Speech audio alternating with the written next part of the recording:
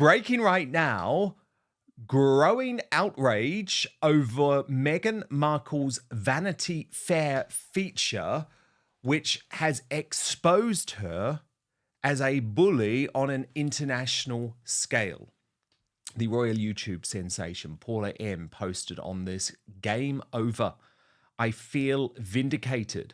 After having my Twitter account cancelled, my YouTube videos taken down in 2019, and after 5 years of exposing them, I am glad it's coming out."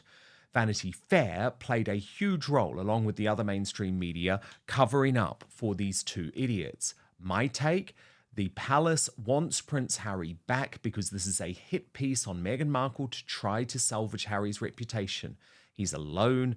He's dumb. He didn't know any better. He misses his family. All BS. But hey, Meghan is about to find out how far the king's reach is in the USA. Harry is just as bad, if not worse, than Meghan. No poor Harry from me. I agree. There is no doubt in my mind that this was coordinated with Buckingham Palace right when Harry is on his way to the UK.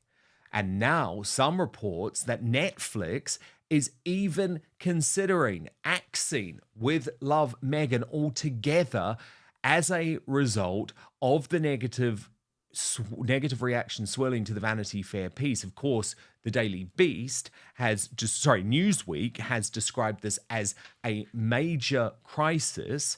And the Daily Beast has spoken to survivors, so-called Meghan Markle survivors, who feel vindicated by reports of her demon ways.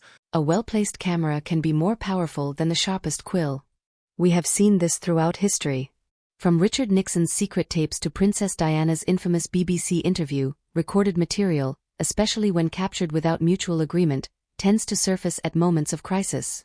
If Meghan is indeed documenting every detail of her life with Prince Harry, one must ask, for what purpose? Is this a form of personal insurance? A preemptive strike against potential future allegations? Or simply an extension of her well-documented media savviness? What's particularly striking here is that if Harry is unaware, as Paula M suggests, then this diary isn't just a tool, it's a sword hanging over his head, whether he knows it or not. So, Paula M, a huge amount going on with the Vanity Fair article, and I'm fascinated to hear what you've been discovering. Well, it is absolutely insane that this woman thinks that she can bully her way through life. And again, it goes down to that word accountability, Dan. I said last year that last year was going to be the year of accountability, and a lot of people were held accountable. I believe that this is going to be the year. You know how Meghan had that little video of her running to the beach, carefree, writing 2025 repeatedly, like 2025 Yes. takes, but she got it right in the end. I think this is going to be the year of the downfall of many people, because like, it's not only in the UK. This is no longer just the UK. This is now the US, and these are major outlets. What it's very baffling to me is how Meghan Markle is not calling them racist, because that's why she accused the UK press of being for calling her out. I remember Mr. Valentine Law, if I recall, right before they did the Oprah Winfrey disaster sit down, that these other survivors in the UK came out and spoke out. And Meghan Markle dismissed them as, they were trying to silence her, muzzle her, whatever. Oh yeah, and But it was all just to try and destroy her before the Oprah Winfrey interview, wasn't it? And it was all driven by racism, and they were put up to it by the royal family. All of that. We got all of that rubbish. Vanity Fair is not a tabloid. It's a publication that trades in glossy, well-researched deep dives. If they have turned their lens on Meghan in a way that paints her as a manipulator rather than a victim, one must consider the larger forces at play. This isn't just a journalist following a story, it suggests a sanctioned shift in perception. Buckingham Palace has long mastered the art of strategic silence, but when necessary, it moves its pieces carefully across the board. Historically, when a member of the royal family finds themselves at odds with the firm, the narrative pivots. They are either rehabilitated or cast adrift. And here we see the latter in action. But how come she's not calling out, and the Hollywood Reporter, ooh, child, that was brutal. It's like, it gets worse. It's pretty much every every reputable news week, you have people, they haven't really gone hard on her, but then it's People magazine, But you've had like everybody in the US calling her out as a bully, and yet not one peep of racism thrown at them. Not one, oh, it's because she's a woman of color, she is this or she is that. And the only real denial that she has given was that selling of the book, purchasing the book, which is quite interesting. That in itself says a lot. Yeah, and I want to get into this actually with you. Yeah. But just before I do, I'm sure most people have at least heard about the article, but I just want to take you through this specific part of the article because it's obviously very critical. So Vanity Fair wrote, a few years ago, a rumor began circulating around the book world about another prospective project for Meghan. This story, which a person with knowledge confirms the broad details of, was that Meghan's team had a conversation with a publishing house to gauge interest in the idea for a potential book. The concept, for which there was no written or formal proposal, was post-divorce, not a general book on life after marital dissolution or one about Meghan's past experiences. This notion of a book might center on a post-Harry divorce. Not that there actually was one in the works, just that if a divorce ever came to be, would this publisher theoretically be interested in a book that took place in its aftermath? Here's where the commercial aspect of this saga enters the frame. The Sussexes' value to platforms like Netflix and Spotify was never just about content, it was about cultural currency. They were a symbol of modernity, rebellion, and a new kind of royal relevance. But as public sentiment shifts, so too does the bottom line. If projects like With Love, Meghan are now under scrutiny, it's because audiences aren't buying what's being sold. The irony: Meghan and Harry were paid for their personal brand, but personal brands, unlike institutions, are fragile. They do not withstand too many credibility blows. Now, that is a bombshell revelation. It's certainly something, Paula M., that fits with lots of my reporting about how Meghan is absolutely planning for a post-divorce world.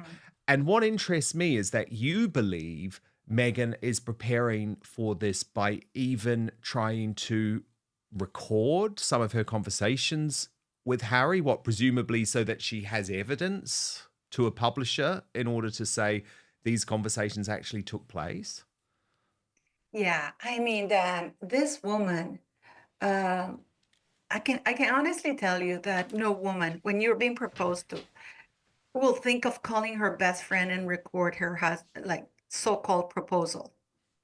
So from outlets out there, we know that this woman loves to record everything. In the Cut magazine, I think article, she said that she didn't have to sign an NDA agreement, that she could say anything, but she chose not to. But we've seen that this woman records stuff. This woman loves her phone. And I do have a source who told me that Meghan Markle has been keeping a video diary of her life with Harry. Because, one of the things that we know is that Meghan is a grifter. And she knows the value of having, her word means nothing. She can go and blah her way, but now she has discredited herself to such a point that, nobody will believe anything she has to say. But she is recording this idiot. And if he doesn't know it, it's going to be a brutal awakening, because there is no way that Meghan Markle is not going to have video evidence of anything and everything that goes around Harry. We've seen in the Netflix documentary, or I don't even call it documentary, that show that they put up, that they had clips that nobody had ever seen. Meghan Markle posting clips. This woman lives on her phone. The term survivors in this context is striking. We are no longer just discussing critics or former colleagues speaking out. This phrase implies a form of damage inflicted beyond the usual workplace disputes or professional clashes. If Meghan's past interactions have left individuals feeling as though they have escaped something, the implications extend beyond PR concerns. These stories are not new, but what's different now is the environment. 5 years ago, such discussions were considered a direct attack on a woman trying to navigate an entrenched institution. Today, they are being reframed as necessary reckonings. It's a reminder that in public life, reputations are built not just on what is said, but on what lingers long after the microphones are turned off. This is, I mean, and I don't know if you saw this, but there was this guy, this actor called Christopher Polahan. He did a podcast about 3 weeks ago, where he was Meghan Markle's co-star in the Dater's Handbook, and he admits that Meghan Markle told him that she started dating somebody in March of 2016, and then she went silent, and then on October 31st, she phoned him, or she sent him, that was the last time he received a text message from Meghan, telling him that the news were about to break, that she was dating, that the man she had met in March was Prince Harry. So this, I mean, she was the one. How would she have known that there was an article about to break? We know that she has been taking pictures of Prince Harry. We've seen those famous pictures of Prince Harry and Halloween with Princess Eugenie. And those are pictures that you can see her taking them. I mean, it is such a thing. And this person who has never failed me with information has told me that there is a lot of video footage of Harry out there, or that she has, and that she is, I mean, that'll be her main card. A book, yeah, probably she's shopping for a book. But I do believe that Meghan Markle is going to have a lot of video footage of Harry. We're going to see video diaries. And you know what? And I actually talked about it in my video. And I asked, would you watch it? I would be guilty. I would be watching to see what she has to present. Everybody will like, and I've said that she would be showing these videos from a biased point of view because she will want to show her truth. She would like to guide us to the narrative as how she was a victim of Harry, right? But I would unfailingly, most of the people on my channel say they would watch it. If this is indeed a coordinated effort to bring Harry back into the fold, then the next few months will be crucial. The royal family operates on long-term strategies, not knee-jerk reactions. We may begin to see stories that subtly reframe Harry as a misguided but ultimately well-meaning figure, someone who, in hindsight, perhaps lost his way rather than deliberately turned his back on his heritage. Harry himself will have to make a choice. If he distances himself from Meghan, he risks alienating his own children. If he does not, he risks permanent exile. And if Meghan's alleged video diary exists, then the real question becomes, who holds the power in this marriage, and for how much longer? But isn't that so difficult, though, for her to prove now, given that even Newsweek, even Jack Royston at Newsweek, who's always been Team Meghan, is saying this Vanity Fair article takes the bullying allegations to another level. Absolutely. Because this is now transatlantic, it's now constant, it's now revealing that people are in therapy. I mean, his argument to Meghan is, you can't just keep denying this now. You're actually going to have to admit it and manage it in some way because it's become a tsunami. And of course, look, I'm very proud that I was the first to raise my head above the parapet and talk about, I mean, I was literally the first journalist to come with any evidence about the fact that Meghan treated her staff terribly, and it was in regards to the way that she was dealing with staff at Kensington Palace. That's how long we're talking about. So for a long time, of course, I was accused of all sorts of things. But the point is now, this is a trend. It's constant. It's consistent. It's with all the staff. So do you agree that actually it's no longer going to stack up? I mean, yes, sure, we might watch Meghan trying to say, oh, Harry bullied me one day in her post-divorce book, but no one's going to believe it, are they? Because the evidence against her now is categorical. And the only reason that these people haven't actually spoken up, certainly the ones in the UK, are because they're confined by the Official Secrets Act, which you have to sign if you work for the royal family. And in the case of the Americans, my understanding is they all signed non-disclosure agreements, which is the reason they can't speak on the record. Scandals come and go, but documentation lasts. Whether in the form of secret recordings, leaked emails, or behind-the-scenes footage, the truth, whatever it may be, always finds a way into the light. And when it does, the question is never just who was right but who was prepared. And if history is any guide, where do you see this playing out in the next 5 years? The conversation is far from over. Yeah, that is the thing also, that it's hard for people to speak out, but it also shows a failure of people who were watching and witnessing Meghan Markle allegedly bully these people and allowed her to get away with it. Because I think there was a change in the laws in the United States of America where you cannot use an NDA to silence bullying or SA or anything like that.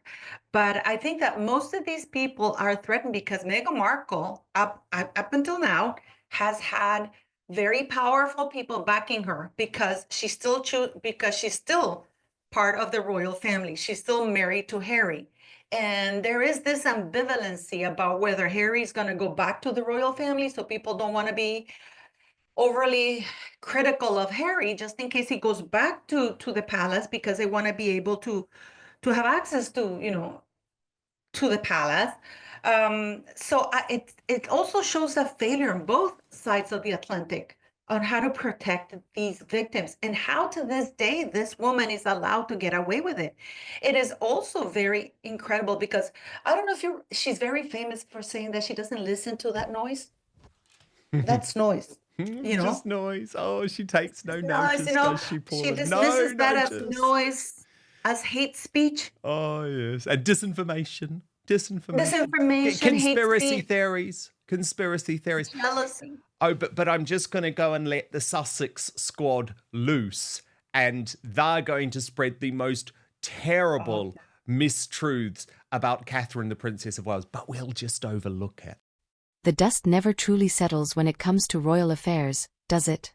Since our last discussion, the waves of speculation have only grown stronger, and new pieces of the puzzle are falling into place. The question is, are we watching a carefully scripted act unfold, or is this a slow-motion train wreck with no conductor at the helm? Let's take a step back and assess where we stand now. Because if there's one thing history has taught us, it's that a royal scandal is never just about the people involved, it's about the power structures they disrupt, the narratives they challenge, and, most importantly, the money at stake. A diary, especially a video diary, is never just a personal account. It's a controlled version of events, an insurance policy. Think of Richard Nixon's secret tapes. They were meant for personal reference, yet they became the very thing that sealed his fate. Now, if Meghan Markle is indeed compiling her own records, what is her intended audience? Diana used the BBC to tell her the truth, but she was already inside the system when she did it. Meghan, on the other hand, is in a precarious position, neither fully in nor fully out. If her story is meant for public consumption later, it suggests she anticipates a moment where she'll need to reclaim her own version of events. And if it's intended for legal or financial leverage, well, that tells us an entirely different story, doesn't it? There's a saying, the one who controls the pen controls the history. But what if you don't even know the story is being written? If Harry is unaware of these recordings, that puts him in an exceptionally vulnerable position. Let's look at his past statements. Harry has made it clear that he sees himself as an outsider, a man who broke free from an institution he felt stifled by. But if Meghan has been compiling evidence all along, does this mean she, too, sees him as an opponent rather than an ally? And that's where things get interesting. If Buckingham Palace is, in fact, laying the groundwork for a public rehabilitation of Harry, that suggests two things. First, that they see Meghan as a liability, and second, that they believe Harry is salvageable. But how do you reclaim a prince who has willingly burned so many bridges? Media narratives don't shift on their own. The same publications that once heralded Meghan as a revolutionary force in the monarchy are now scrutinizing her with a much colder lens. Because public sentiment dictates profitability. Streaming services, publishers, and corporate sponsors are paying close attention. If audience fatigue sets in, deals will dry up. It's not personal, it's business. And right now, the Sussex's brand seems to be depreciating in value. The royal family is an institution, not a brand. It does not rely on public favor in the same way. Meghan and Harry, however, do. And that is a precarious position to be in when tides turn. The House of Windsor has weathered countless storms, and it does so with a strategy as old as monarchy itself, controlled silence.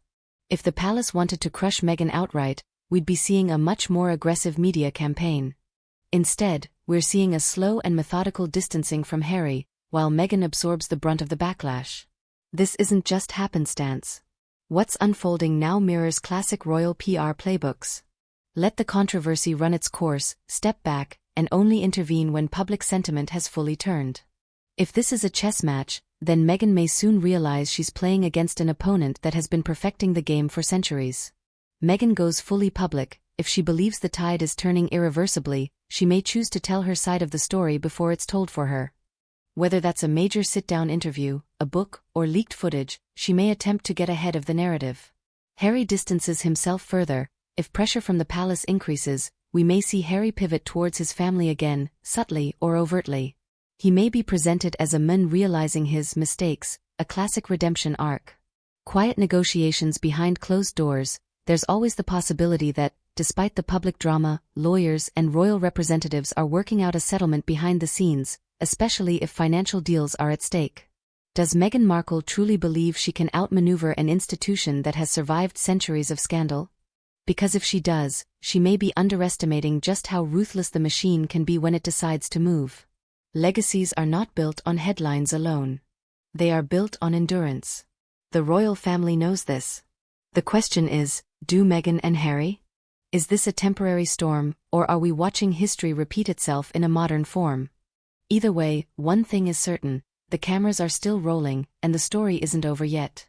This follow-up deepens the analysis, contextualizes historical royal strategies, and anticipates future developments.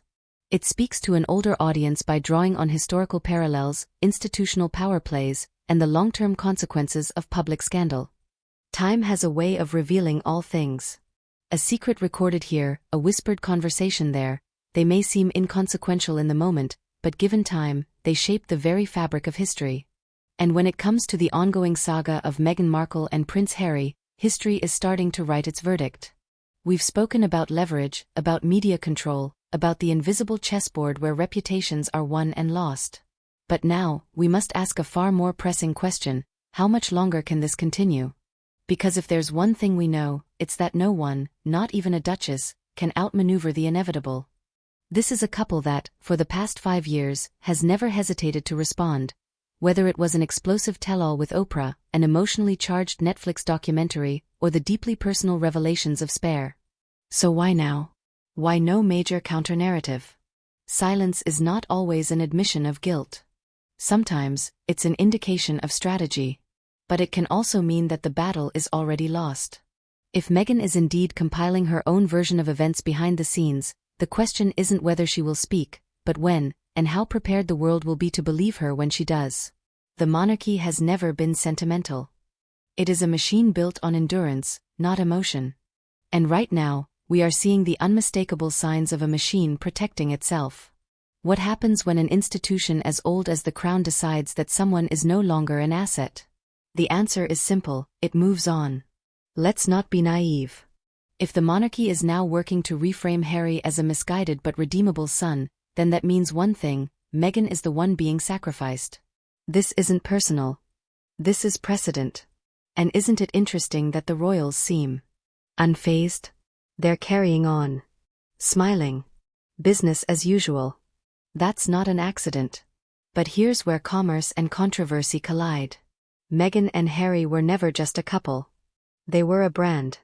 A brand that was valuable when they were rebellious, fresh, and, most importantly, bankable. But in the media industry, there is one law that stands above all else: you are only as valuable as your last success. Streaming platforms are ruthless. They do not make decisions based on sentiment or past glory. If their internal data shows declining engagement, if focus groups indicate fatigue, then contracts dry up. This isn't a conspiracy.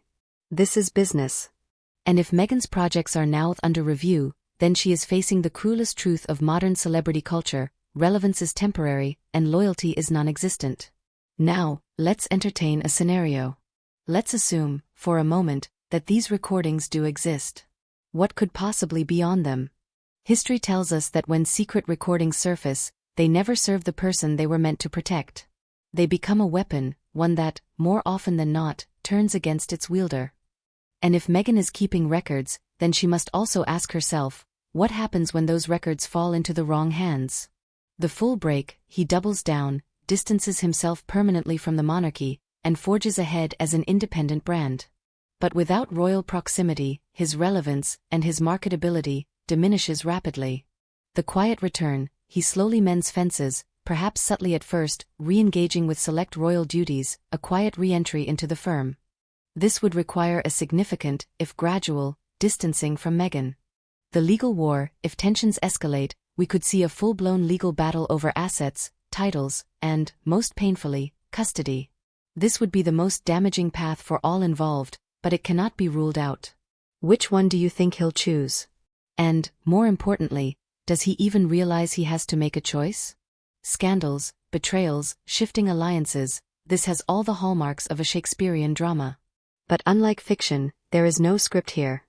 Only real consequences, real reputations, and real lives being reshaped before our very eyes.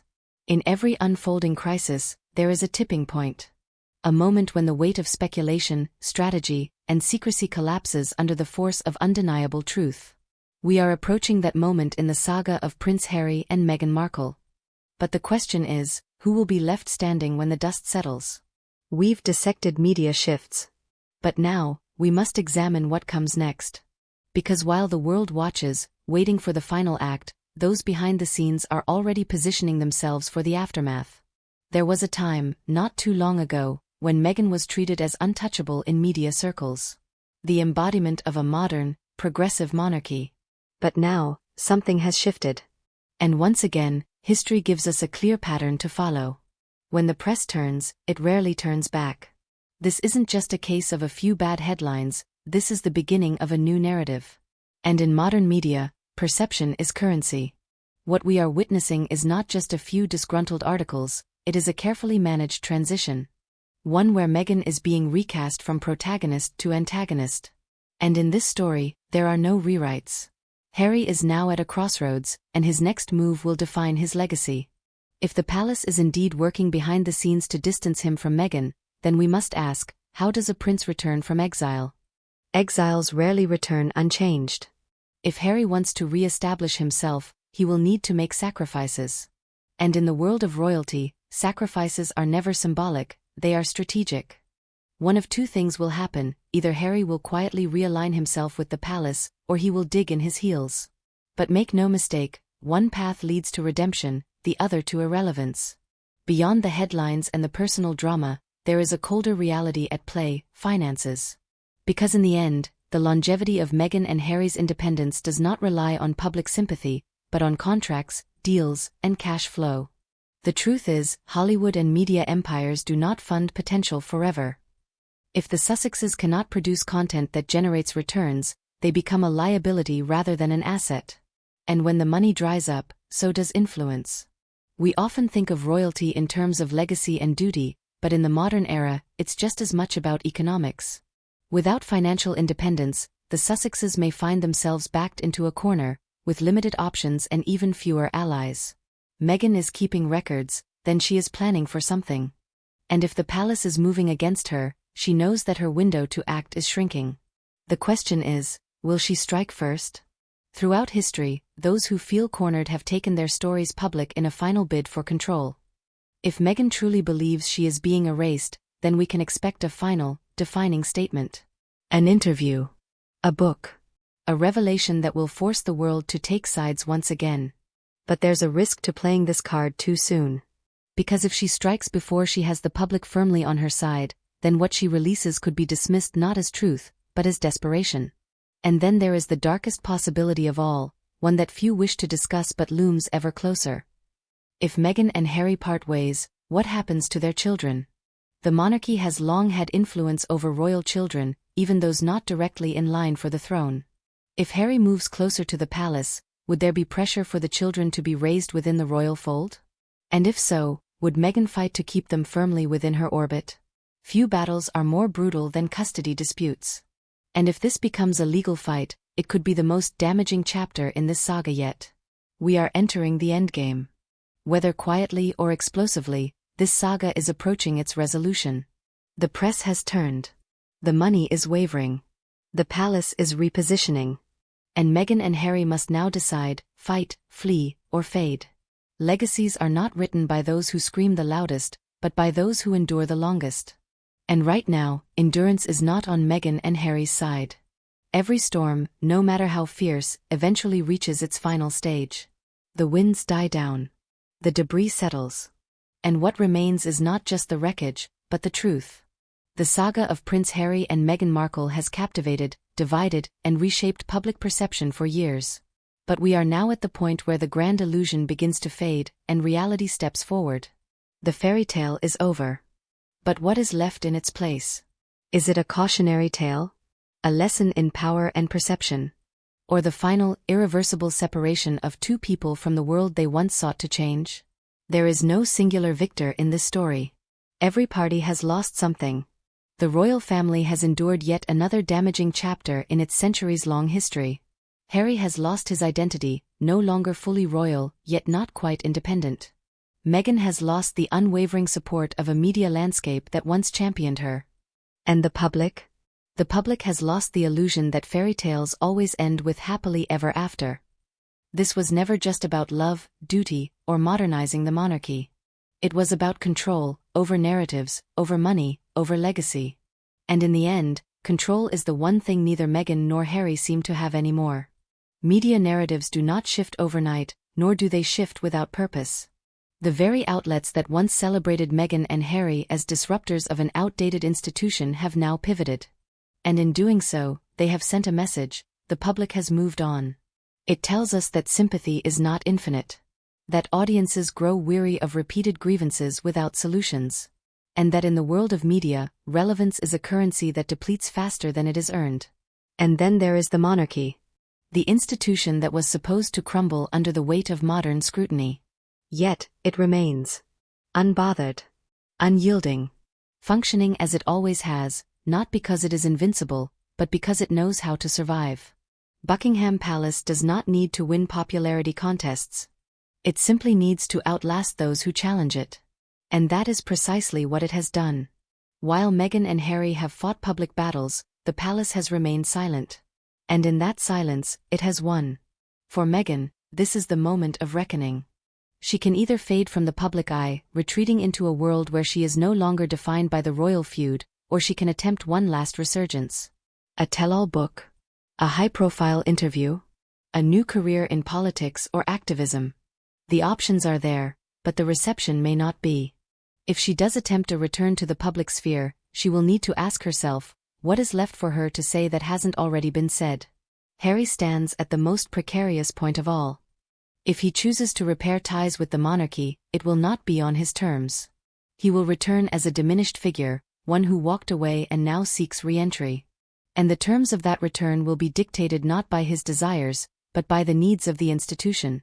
And if he does not return? If he remains outside the fold? Then he risks fading into the background, a prince without a kingdom, a man without a country. And history does not remember those who walk away without purpose. Make your comment below. See you in the next video.